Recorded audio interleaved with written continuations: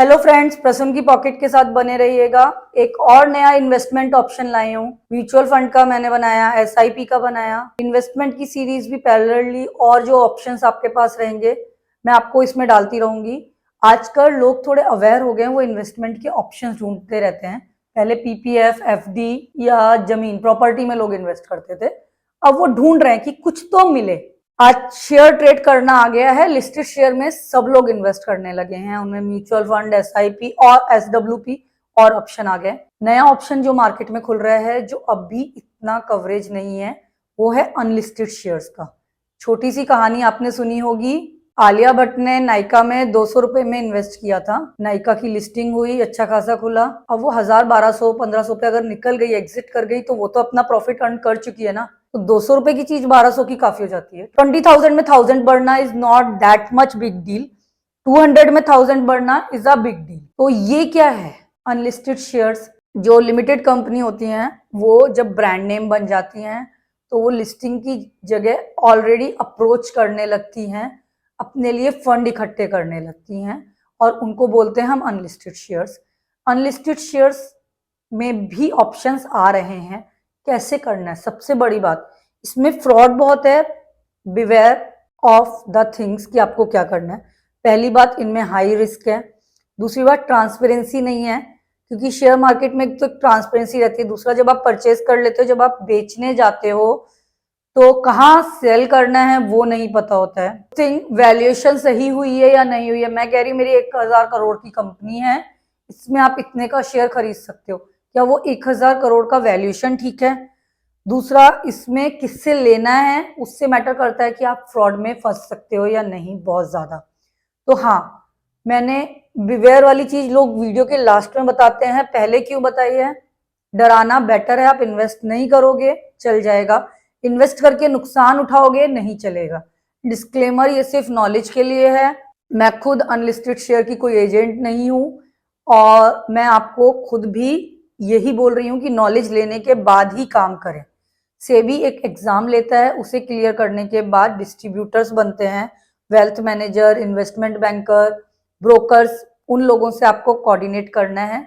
उन लोगों के पास, सबके पास कुछ कुछ अनलिस्टेड शेयर्स होते हैं, उनका वैल्यूएशन देखकर आपको उन शेयर्स को परचेज करना है। वो लोग आपसे कुछ कमीशन भी चार्ज कर सकते हैं, नहीं तो जब वो अनलिस्टेड शेयर्स बेचते हैं, उन्होंने कितने में परचेज किया है एंड कितने में बेचा है, बीच का मार्जिन उनकी इनकम होती है। तो दिस इज द पैटर्न। अब आप कहोगे अनलिस्टेड कौन कौन से शेयर्स हैं? कैपजेमिनी, एनएससी का अनलिस्टेड है, बीएससी का लिस्टेड शेयर है। Bombay stock exchange is a listed share, NSC Calcutta stock exchange is a unlisted share. Hero Fincorp, boAt, जैसे Paytm is a listed share, payment is a unlisted share. तो अनलिस्टेड शेयर्स में बहुत सारे हैं, एसबीआई म्यूचुअल फंड और unlisted shares भी हैं। तो हाँ, जिस ब्रोकर के थ्रू आप खरीद रहे हो, डिस्ट्रीब्यूटर के थ्रू खरीद रहे हो, उसके पास जो अवेलेबिलिटी है, जैसे एनएससी को मुझे एक्सप्लेन करने की जरूरत नहीं है, उस ब्रांड नेम से आपको समझ में आ गया होगा। फ्यूचर में उसकी लिस्टिंग आएगी। पहले ये लोग, आज की डेट में जो ट्रेंड चल रहा है, अनलिस्टेड मार्केट को ये लोग थोड़ा कैप्चर कर लेते हैं, अपनी वर्थ बना लेते हैं, शेयर्स इशू कर लेते हैं, फिर थोड़े दिन बाद लिस्टिंग आती है। लिस्टिंग में आईपीओ में लोग प्रॉफिट अर्न करने की कोशिश करते हैं, देन शेयर लिस्ट होके ट्रेड होने लगता है। तो इसकी वैल्यूएशन कैसे होती है? अगर आप चाहेंगे तो वैल्यूएशन के मेथड्स पे भी मैं अलग अलग वीडियो बना दूंगी। बहुत टाइप के मेथड हैं। सबसे बड़ी बात, लास्ट ट्रांजेक्शन प्राइस क्या था, जो लास्ट टाइम किसी ने खरीदा है, कितने पे खरीदा है। बुक वैल्यू अप्रोच होती है, नेट एसेट्स अप्रोच होती है, डिस्काउंटेड कैश फ्लो अप्रोच होती है, बहुत सारी अप्रोचेज होती है। इन शॉर्ट समझिए, अगर आप नॉन फाइनेंस बंदे हैं तो मैं आपको ऐसे समझाती हूँ।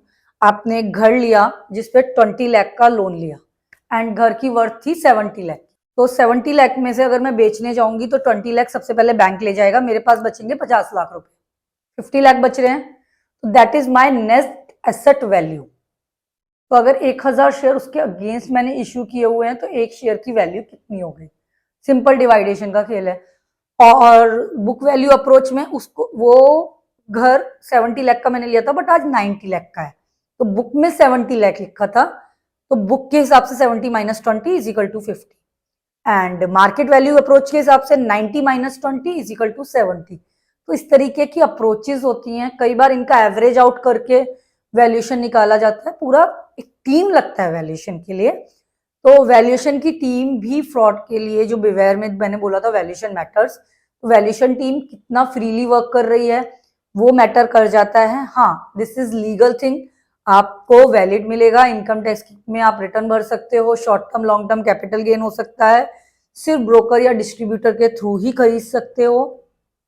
बहुत अच्छे अच्छे ब्रांड्स हैं जो इनकी अभी लिस्टिंग नहीं हुई है एंड वो नॉन लिस्टिंग में आपको मिल जाएंगे। तो अगर आपको कोई अनलिस्टेड शेयर्स के रिलेटेड इशू है, क्वेरी है, आप कमेंट बॉक्स में पूछ सकते हो। This is a good investment opportunity जो 1-2 साल बाद शेयर मार्केट में लिस्ट होके आने वाला है। अगर आप उस पर अभी आप उसको परचेज कर लेते हो, अगर आपको ट्रस्टवर्दी ब्रोकर डिस्ट्रीब्यूटर मिल जाता है तो आप एक ह्यूज प्रॉफिट अर्न कर सकते हैं। Always respect your nation, follow your heart. जय हिंद, वंदे मातरम। ऐसे ही इंफॉर्मेटिव वीडियो आते रहेंगे, इसलिए सब्सक्राइब करके बेल आइकन प्लीज दबा लें। Thank you.